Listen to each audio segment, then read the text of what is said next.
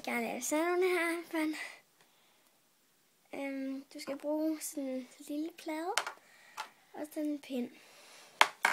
Så vælger du de farver, du vil have, og så tager du en elastik og sætter på den ene ende og helt hen i den anden ende. Så tager du den anden farve lige nede under den øverste og hen i den anden side. Det gør du også med den anden, bare på den anden led. Så skal du bruge pinden og trækker. Så tager du den her ind over her. Og det gør du også her.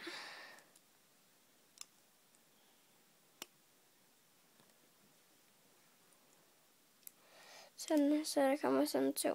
Og så trykker man den lige ned, så der er plads til de næste. Så det gør man til at se sådan ud. Og det gør det så igen.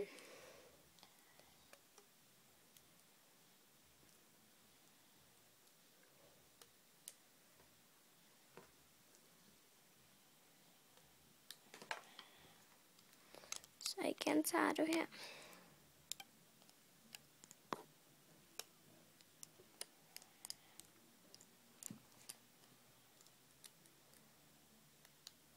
Så tager du de to nederste. Putter over hele vejen rundt. Igen de to nederste. Og hvis det er, du har lavet den rigtig, skal der være to tilbage her.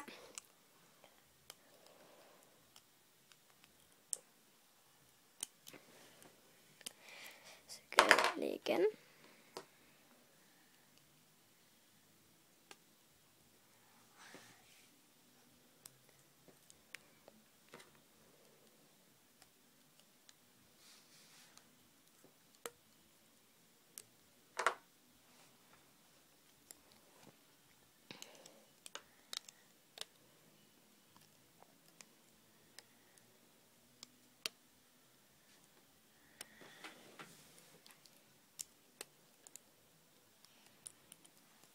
Så igen.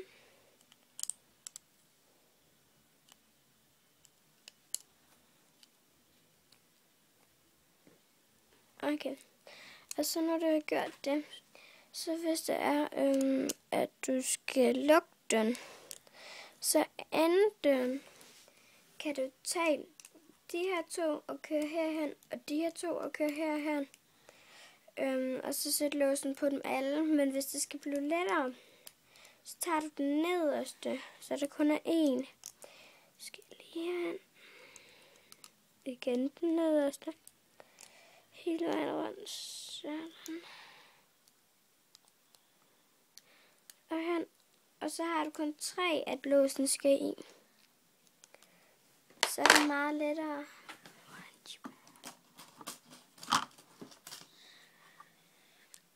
Fordi jeg kan lige vise det.